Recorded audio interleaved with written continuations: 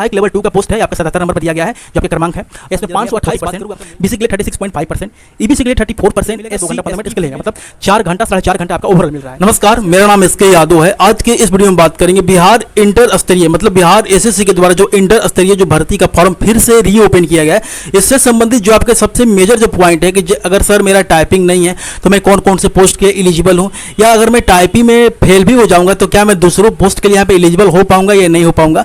यहाँ पे complete syllabus की बात करेंगे, प्री मेंस और यहाँ पे आपका प्रीलिम्स जो आपका एग्जाम होता है मतलब जो आपकी प्रारंभिक परीक्षा होती है उसमें आपको 3 बुक ले जाना अलाउ है, उसके बारे में बात करेंगे कौन कौन से बुक आपको ले जाना चाहिए, कौन सा बुक अलाउ है।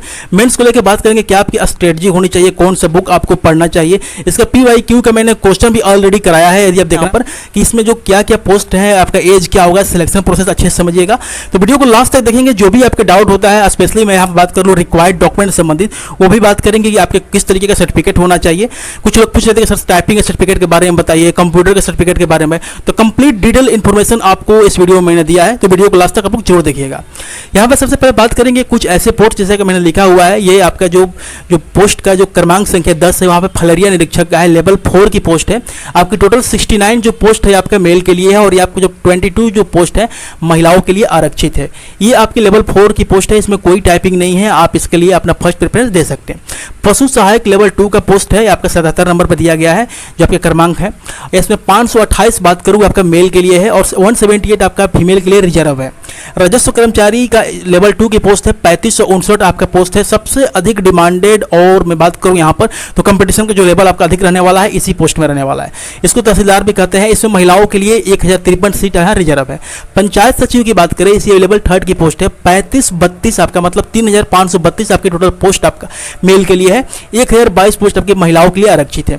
इसमें आपका टाइपिंग रहेगा, कंप्यूटर बेस्ड टाइपिंग रहेगा, लेकिन ये मैंने आपको जो 3rd पोस्ट बताया इसमें कोई टाइपिंग नहीं है, ये और आपका काफी बेस्ट रहेगा। यदि आप टाइपिंग को टच ही नहीं करना चाहते हैं तो इन तीनों पोस्ट में आप चुन लीजिएगा। ये वाला मैंने इसलिए रखा है, काफी डिमांडिंग पोस्ट है। और इस तरीके जो आपके डाउट आ रहे थे कि यदि आप टाइपिंग में फेल भी हो जाते हैं तो अगर आप कोई और पोस्ट के जैसे कि राजस्व कर्मचारी का आपने कटअप क्लियर कर लिया है तो आपका सिलेक्शन राजस्व कर्मचारी के रूप में हो जाएगा, तो टेंशन आपको लेना नहीं है। उम्र के लेकर बात करें, आपका अनरिजर्व कैटेगरी से EWS से 18 से 37 साल के बीच में आपकी उम्र है तो आप एलिजिबल हैं। फीमेल हो किसी भी कैटेगरी से है, UR से भी है। BC कैटेगरी का EBC 18 से 40 है। SC ST के लिए 18 से 42 आपकी उम्र होनी चाहिए। सिलेक्शन प्रोसेस देखिएगा, यहाँ पे प्री एग्जाम होगा, उसके बाद मेंस होगा, स्किल टेस्ट होगा, डॉक्यूमेंट वेरिफिकेशन होगा, मेडिकल सर्टिफिकेट बनता है, वो सारी चीज़ आपके पास ज्वाइनिंग हो जाएगी। प्री आपका जो राज्यों का प्रीलिम्स होता है सिर्फ क्वालिफाइंग होता है, क्वालिफाइंग का मिनिमम मार्क्स भी यहाँ पे बताया गया है कि अनरिजर्व में आपका 40%, BC के लिए 36.5%, EBC के लिए 34%, SC ST female physical handicap जो विकलांग है उनके लिए 32% आपका या मिनिमम मार्क्स आपका क्वालिफाइंग रहेगा प्रीलिम्स एग्जाम में। प्रीलिम्स के अगर मैं सिलेबस की बात कर लेता हूं आपका, तो देखिए यहाँ पर 2 घंटा 15 मिनट का समय मिलेगा। नेगेटिव मार्किंग मैं पहले बता दूं है, एक क्वेश्चन गलत करेंगे तो 1 नंबर आपका कट जाएगा। जनरल स्टडीज के 50 क्वेश्चन, आपका एक क्वेश्चन 4 नंबर का मतलब 200 टोटल नंबर का क्वेश्चन हो जाएगा। GS एंड मैथमेटिक्स के 50 क्वेश्चन, एक क्वेश्चन 4 नंबर का मतलब 200 नंबर का क्वेश्चन हो जाएगा। रीजनिंग के 50 क्वेश्चन, एक क्वेश्चन 4 नंबर के 200 नंबर का आपका यहाँ पे क्वेश्चन हो जाएगा। ये टोटल मार्क्स आपका 200 हो जाएगा। तो इस तरीके से आपका 600 नंबर आपका प्रीलिम्स हो जाएगा। प्रीलिम्स आपका क्वालिफाइंग है। अब यहाँ पे बहुत सारे लोग ये पूछ रहे हैं कि सर प्रीलिम्स में ये डाउट है वो डाउट है। बहुत सारे लोग कुछ पर्सनल ऐसे अर्जेंट मैसेज कमेंट करते हैं जिसका रिप्लाई दे पाना संभव नहीं होता है, क्योंकि प्रतिदिन इतना कमेंट आता है कि सबका कमेंट का रिप्लाई मैं नहीं दे सकता। इसलिए मैंने यहाँ पे प्राइम मेंबरशिप मतलब आपका जो सब्सक्रिप्शन है उसका मेंबरशिप चालू किया है। तो यदि आपके पास कुछ अर्जेंट क्यूरी है, अर्जेंट मेडिकल संबंधित, डॉक्यूमेंट वेरिफिकेशन संबंधित, कोई फॉर्म से संबंधित, तो आप अपने सलाह लेना चाहते हैं तो मेंबरशिप ले लीजिएगा। 1 मंथ का चार्ज लगभग 100 रुपये है। कोई भी क्यूरी हो आप हमसे बात भी कर सकते हैं, कॉल भी बात कर सकते हैं, पूछ सकते हैं। यहाँ पे इसके बुक के बारे में बात करूँ तो प्री निकालने के लिए कौन सा बुक बेस्ट रहेगा आगे बात करेंगे। मेंस का सिलेबस देख लीजिए। मेंस में आपका GA का, जनरल अवेयरनेस का और हिंदी लैंग्वेज का 100 क्वेश्चन, एक क्वेश्चन 4 नंबर का, टोटल 400 नंबर का। मैथ रीजनिंग साइंस का 150 क्वेश्चन, एक क्वेश्चन आपका 4 नंबर का 600 नंबर का मतलब 1000 नंबर का ये आपका मेंस होगा।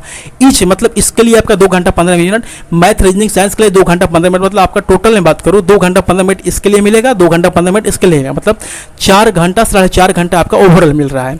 इसमें आपका प्रीलिम्स के जो एग्जाम जैसे मैंने बताया कि 3 बुक अलाउ है, 3 बुक आप अपना ले जा सकते हैं। वो बुक की बात करें तो BSAB का होगा, NCERT का होगा, ICSE बोर्ड का।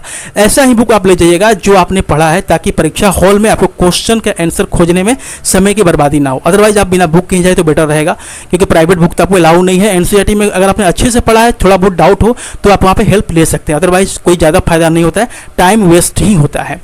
यहाँ पर रिक्वायर्ड डॉक्यूमेंट्स की बात करूँ तो देखिए, सबसे पहले बात कर लेते हैं कंप्यूटर सर्टिफिकेट और टाइपिंग सर्टिफिकेट को लेकर। तो जो भी आपने सर्टिफिकेट इशू करवाया है, कहीं से भी आपने इस तरीके के सर्टिफिकेट आपने निर्गत करवाया, आपने यहाँ पे ट्रेनिंग ली है, टाइपिंग सीखा होगा, कंप्यूटर सीखा होगा, तो उस संस्थान के पास रजिस्ट्रेशन नंबर होना चाहिए। वैलिड जो गवर्नमेंट से रजिस्ट्रेशन नंबर मिलता है वो होना चाहिए। यदि आपने NILT से किया है तो काफ़ी बेहतरीन रहेगा। और इस तरीके की बात करिए, आपको जो वेरिफिकेशन होगा बाई पोस्ट होना है। तो एक चीज़ को ध्यान रखिएगा कि आपका जो इंस्टीट्यूट है काफ़ी पुराने समय से है, 10-15 साल से है, क्योंकि इसकी जो प्रक्रिया में हो सकता है डिले भी हो सकती है। अब मान लेते हैं कि अगर 2-4 साल बाद DB होगा, उस टाइम तक आपका इंस्टीट्यूट ही नहीं रहेगा, तो वेरिफिकेशन में प्रॉब्लम आएगी, आपका ज्वाइनिंग नहीं हो पाएगा। तो इसका थोड़ा सा ध्यान रखना है। जो यदि BC EBC से हैं तो आपके पास नॉन क्रीमिलियर के सर्टिफिकेट होना चाहिए, जो NCL सर्टिफिकेट होता है। उसके बाद आपका बिहार का डोमिसाइल सर्टिफिकेट होना चाहिए।